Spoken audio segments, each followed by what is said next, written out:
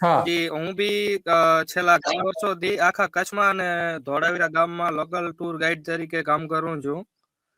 હમ. કચ્છમાં કોઈ બી જગ્યા ઉપર હજી સુધી એવા ઠોસ નિયમ કે બન્યા નથી કે તમે ત્યાં જાઓ એટલે તમને લાયસન્સ જોવો. એટલે સ્ટેટ ગવર્નમેન્ટ નું હોય એટલે ગુજરાતમાં લાગુ જગ્યા ઉપર પડતો હોય.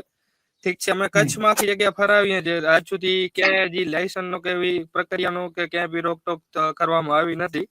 ધોળાવીરા ગામમાં અમે ઘણા વર્ષોથી કામ કરતા હતા, પણ છેલ્લા સમજી લો ને જ્યારથી સાઇટ ઓપન થઈ છે ત્યારથી આજ સુધી જે સાઇટ છે એના ઉપર પ્રોપર એક બી નિયમ લાગુ કરેલા જ નથી સાહેબ, તમે જોવા જાવ તો.